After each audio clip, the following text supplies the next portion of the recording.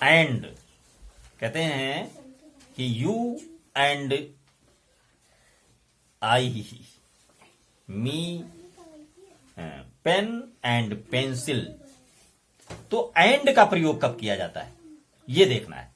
जब दो वस्तुओं को एक में ज्वाइंट करना हो कि तुम्हें एक पेन और पेंसिल लानी है, तो पेन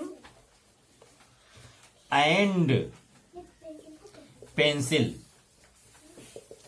एंड बाजार से तुम्हें चीनी और सब्जी लानी है ना, तो उस समय एंड लगाएंगे। जब दो चीजें जोड़नी हो, एक में मिलानी हो, एक साथ काम करने हो, तो वहां पर हम एंड का प्रयोग करते हैं। जैसे we buy fruits and vegetables.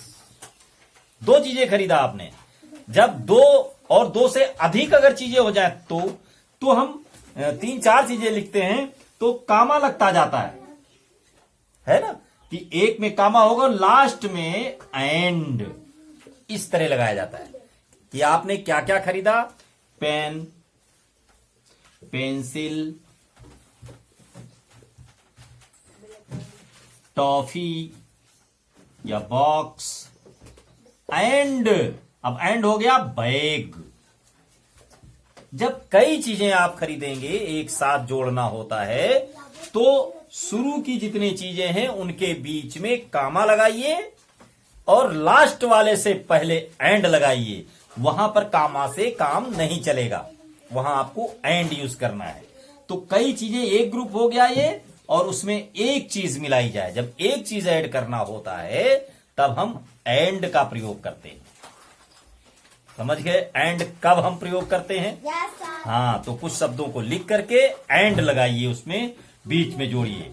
और एक शब्द हम अक्सर प्रयोग करते हैं, वो है और। और का प्रयोग कब करते हैं? ये या ये। और आर मीन्स होता है अथवा, एक का विकल्प है दूसरा, तब हम आर का प्रयोग करते हैं।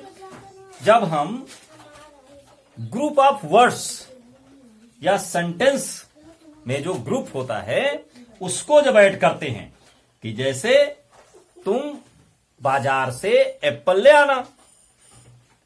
अब वहां पर देखिए एक विकल्प दिया जाएगा, अगर वो नहीं है तो, अगर एप्पल नहीं है और बनाना, है ना, या तो ये ले आना या ये ले आना। जब कोई विकल्प हो, दो शब्द हो, एक सेंटेंस कंप्लीट होगा और उस सेंटेंस के बाद दो चीजें हो जाती हैं, या लेना या वो लेना।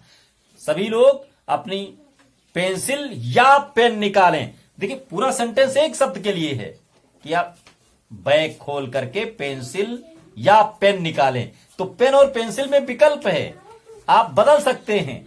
अगर कुछ ऐसा होता है जब हम चीजों को बदल देते हैं, एक की जगह दूसरा रख लेते हैं कि लड्डू खाइए या रसगुल्ला लीजिए, तब दोनों नहीं ले सकते आप।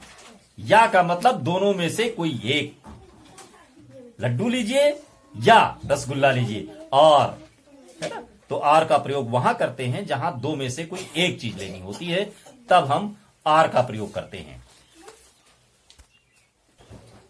बट का प्रयोग कब करते हैं? BUT, but. लेकिन इसका मतलब होता है कि जैसे Divya is smart but lazy. Opposite word जैसा लगता है कि एक क्वालिटी हो और एक उसका अपोजिट टाइप का चीज हो, उसको जो उसके जैसा ही ना हो, एक जैसा पैरेलल नहीं होगी चीज, दूसरा वर्ड उसके अपोजिट सेंस में होगा, तब हम बट का प्रयोग करते हैं। जैसे she was very sweet but not helpful. Helpful होना चाहिए, लेकिन हेल्पफुल भी एक शब्द है और स्वीट भी है। स्वीट तो है वो, लेकिन हेल्पफुल नहीं है, तो वहां पर हम बट लगा देते हैं। I like rice for lunch. I like rice for lunch, but लेकिन I like chapati for dinner. मतलब उसी चीज को हम दोनों में नहीं पसंद करते, कुछ डिफरेंस है कि हम लंच में चावल पसंद करते हैं लेकिन डिनर में रोटियां खाना पसंद करते हैं।